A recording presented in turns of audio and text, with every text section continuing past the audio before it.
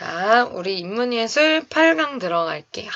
오늘 내용들은 그렇게 어렵지는 않아. 거의 이제 앞에 신명론이 조금 거기서 A견해와 B견해 막 그 딜레마에 대한 거 그런 것만 조금 여러분들이 잘 생각을 해주시면 될 것 같고 모방론 비판은 그렇게 어려운 지문은 아닙니다. 그래서 8강 모방론 비판 넘어가도록 할게요. 자, 일단 모방이라는 게 뭐니 얘들아? 뭔가를 그대로 따라하는 거잖아. 그치? 그래서 일단 66페이지 요 내용을 보면 이 글은 예술이 자연을 모방하는 활동이라고 보았던 모방론에 대한 해겔의 비판을 설명하고 있습니다. 그쵸? 예술이 자연을 모방하는 활동이라고 보는 게 이제 모방론인 건데 해겔은 그거를 비판했대요. 그럼 모방론이라는 것은 서양에서 예술을 규정하는 이론으로 오랫동안 독보적인 아주 지지를 받았던 그런 이론 중에 하지만 해겔이라는 사람은 이 세 가지 근거를 통해서 모방론에 대해서 비판을 했어요.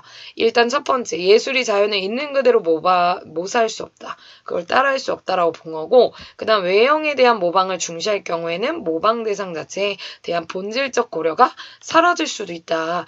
그리고 모방론의 적용 범위가 되게 제한적이다. 이 세 가지를 두고 이제 모방론을 비판을 했다라고 봐주시면 돼요. 세 가지 측면으로서.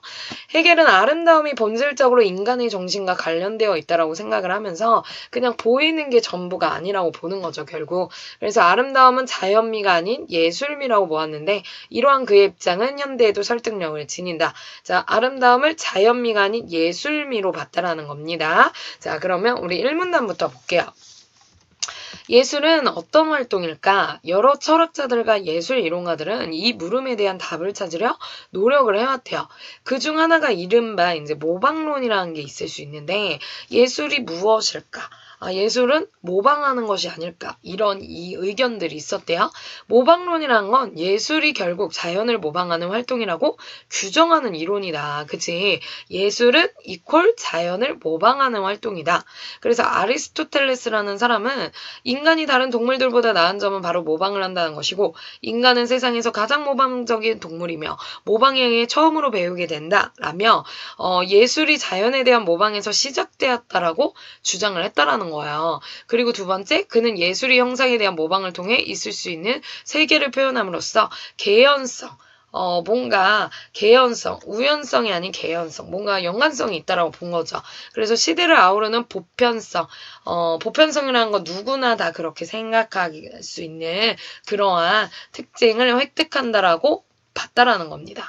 자, 이러한 그의 생각은 바로 아리스토텔레스의 생각인 거죠. 여러분들 여기서 개연성과 보편성의 의미 정확하게 다시 확인하세요. 획득이라는 의미도요. 이런 것들 찾아보는 거 중요하니까.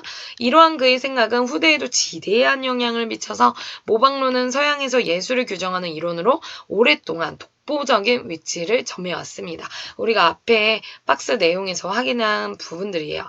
하지만 근대에 들어서는 해겔은 자신의 저서인 미학강의에서 모방론이 예술을 제대로 설명하지 못한다며 모방론을 세 가지 측면에서 깠대요. 비판을 했대요. 오케이? 그러면 잘 봐. 앞에서는 예술이라는 거에 대해서 예술이 무엇일까? 그거에 대해서 이제 말하는 이론 중에 모방론이라는 게 굉장히 이제 두드러지게 각광을 받았었는데 특히 아리스토텔레스 이 사람이 한 얘기에 대해서 얘기를 해줬고 하지만 근대에 들어서는 해겔이라는 사람이 이러한 모방론에 대해서 비판을 했다. 그쵸? 그래서 여기서 아리스토텔레스와 해겔을 비교해보면 아리스토텔레스는 모방론을 옹호했고 해겔은 모방론을 비판했다라고 볼 수가 있겠어요. 그래서 여기까지 모방론의 개념, 특성과 모방론에 대한 해겔의 비판.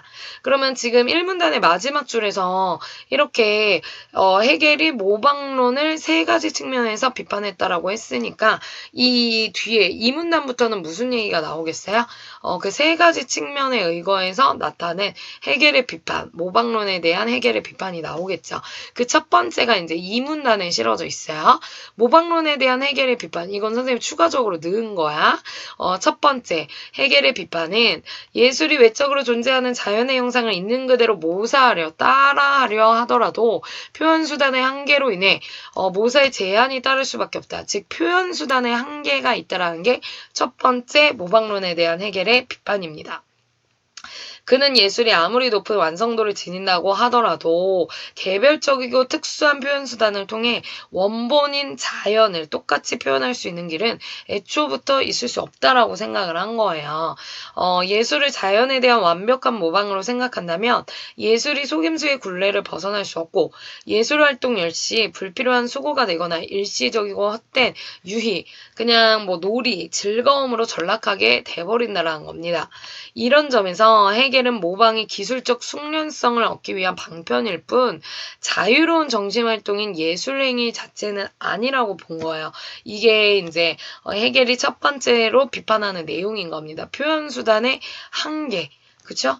왜냐면 애초에 이런 원본인 자연을 똑같이 만들 수 없어. 개별적이고 특수한 표현 수단을 통해서 원본인 자연을 똑같이 표현하는데 표현 수단의 한계가 있을 수밖에 없는 것이고 예술을 자연에 대한 완벽한 모방으로 생각한다면 예술이 속임수의 굴레를 벗어날 수 없고 그러니까 완벽한 모방으로 생각하는 것 자체가 결국은 예술이라는 것을 속임수의 굴레를 벗어날 수 없는, 그러니까 예술을 잘못 보는 거다 이런 얘기인 거예요.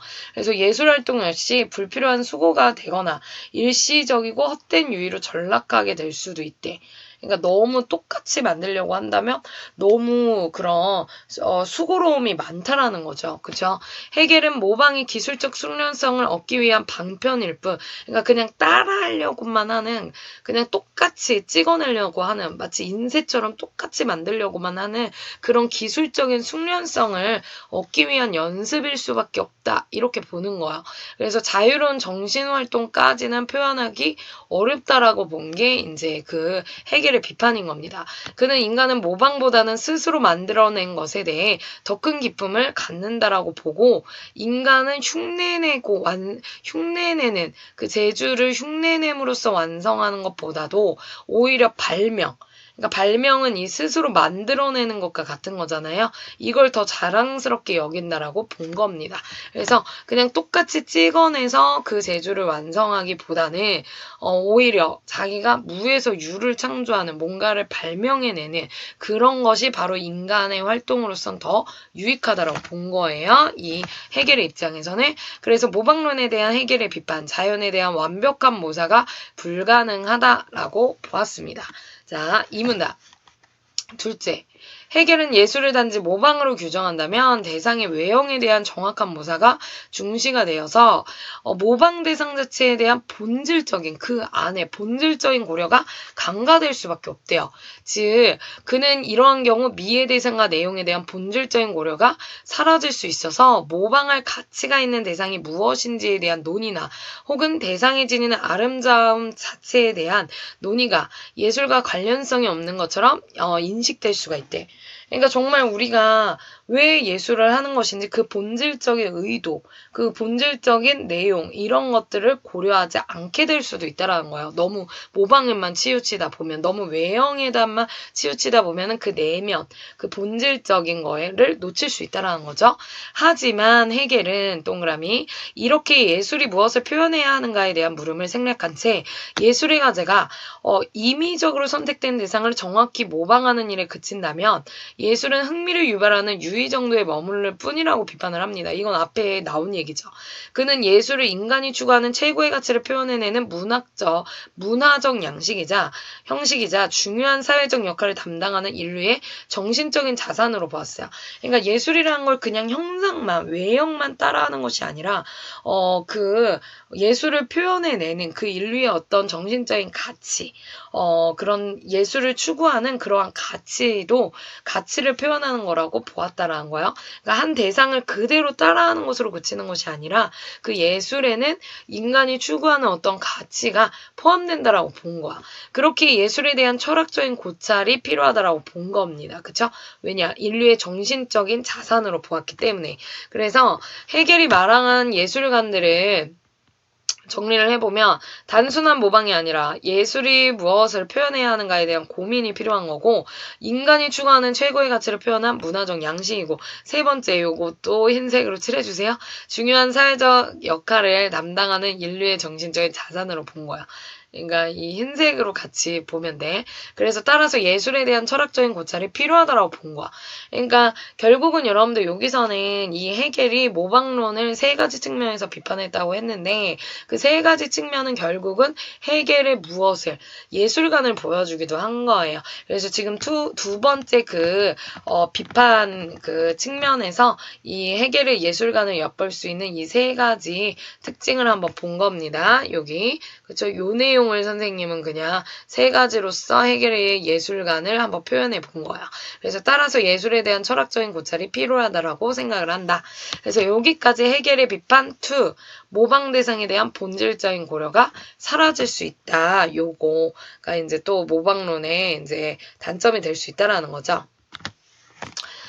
셋째, 헤겔은 모방론의 타당성을 인정해준다고 하더라도 그 적용 범위가 제한적일 수밖에 없다라고 지적을 합니다. 그는 회화나 조각처럼 자연을 모델로 삼는 예술 분야도 있을 수는 있지만 이것도 인정은 해요. 그쵸? 그렇지만 자연에 대한 모방이라는 관점으로 온전히 이해될 수 없는 예술 분야도 있다라는 겁니다. 그러니까 자연만을 이제 이해하는 것도 있지만 그러니까 자연에 대한 모방이라는 관점으로 이해될 수 있는 것도 있지만 그게 아닌 예술 분야도 있다는 거야. 예를 들면 뭐가 있어요?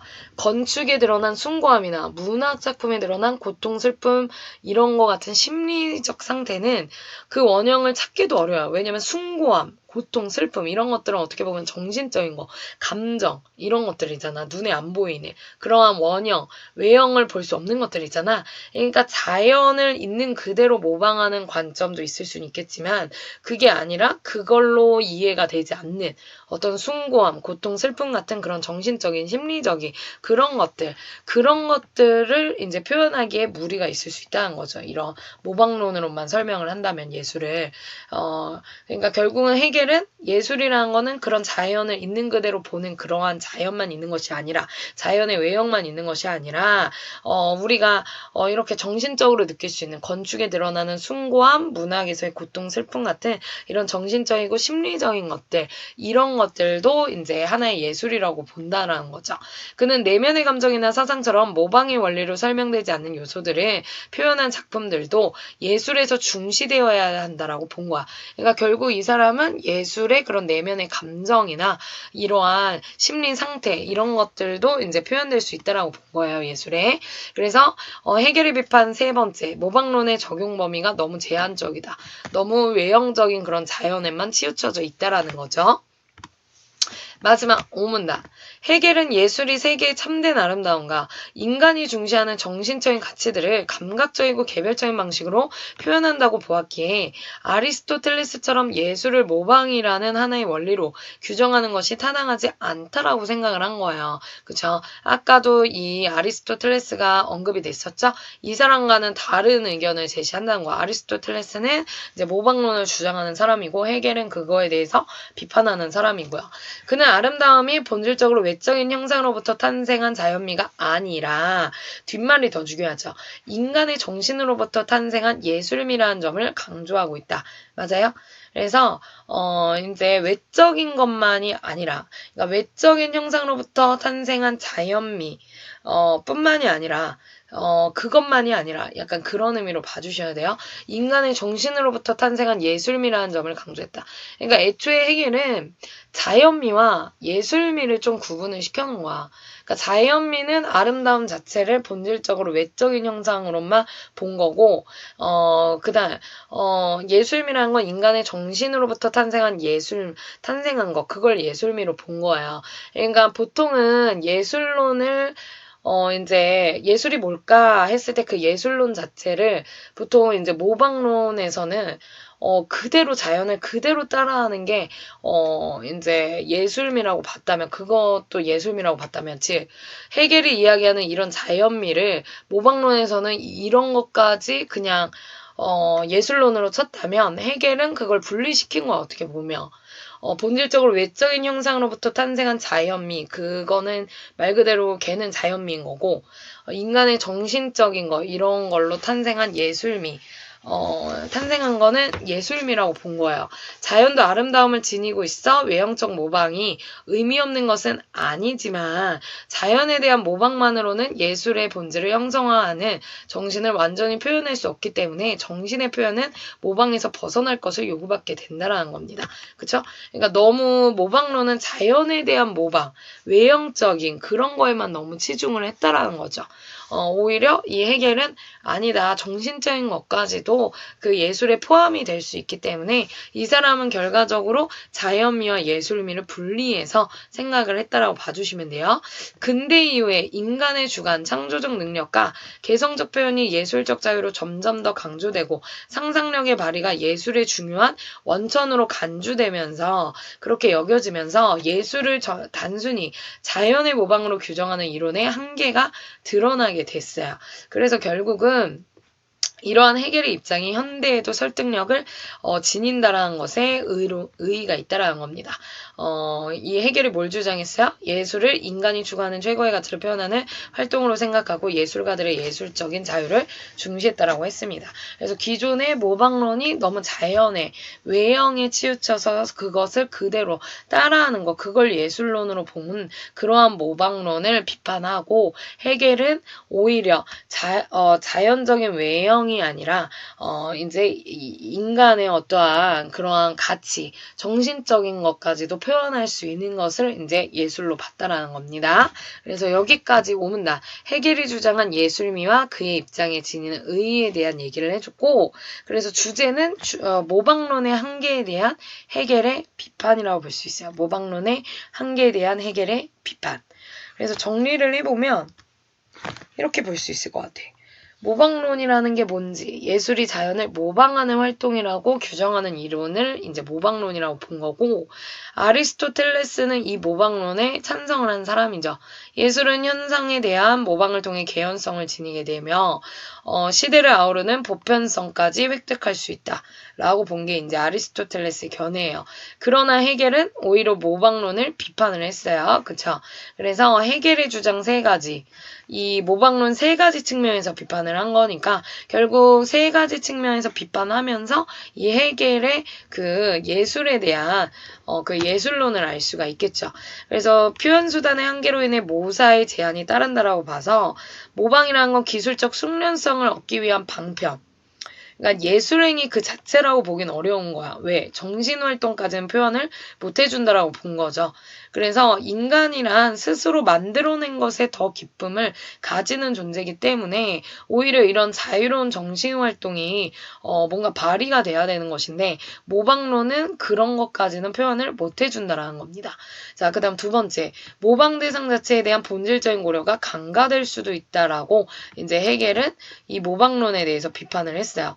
그래서 모방에 그친 예술은 그냥 흥미를 유발하는 유의에 불과하고 예술이라는 건 사실 그런 정신적인 가치 이런 것까지도 표현을 해야 된다는 점에서 예술은 철학적인 고찰이 필요한 그런 거라고 보았습니다. 그 다음 3번째, 모방론 타당성의 적용 범위가 제한적일 수밖에 없다라고 비판을 했어요. 자연에 대한 모방이라는 관점으로 온전히 이해될 수 없는 예술 분야가 존재할 수 있다.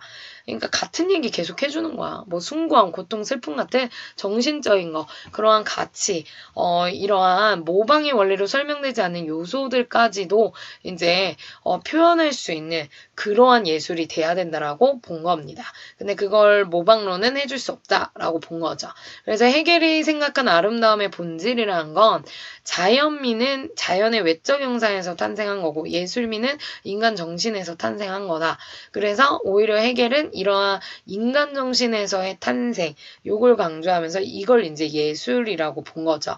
그래서 자연에 대한 모방만으로는 예술의 본질을 형성하는 정신이 완전히 표현이 불가능하다라고 봤기 때문에 오히려 정신의 표현이 모방에서 벗어나야 된다라는 거, 그걸 강조했고 결국 그거는 현대에도 설득력을 지닌 얘기라는 거예요. 왜냐면 현대에는 점점 개성적인 걸 추구하는 것이기 때문에 오히려 따라하는 것보다는 뭔가 특별한 그런 것들을 만들어가는 그러한 예술들이 더 각광을 받게 됐다는 거야. 그런 어떤 인간 고유만의 그 한 사람 한 사람만의 그런 인간 정신 그런 것들을 표현하는 게 더 각광을 받게 된 현대 시점에는 오히려 이 헤겔이 말한 그 아름다움의 본질, 그러한 예술미가 더 각광을 받게 되었다라는 얘기입니다. 그래서 좀 내용이 어려울 수는 있지만 오히려 구조는 간단해요. 헤겔이 모방론을 비판했고 그럼으로써 헤겔이 말한 예술론이라는 건 뭘까? 인간 정신에서의 탄생. 이걸 표현하는 게 예술로 본 거라는 겁니다. 자, 그래서 이렇게 해서 오늘 8강까지 마무리했어요. 내일도 문화 2개랑 독서 2개 이렇게 할 테니까 조금 힘들더라도 얘들아 파이팅 하자. 화이팅! 오늘도 화이팅!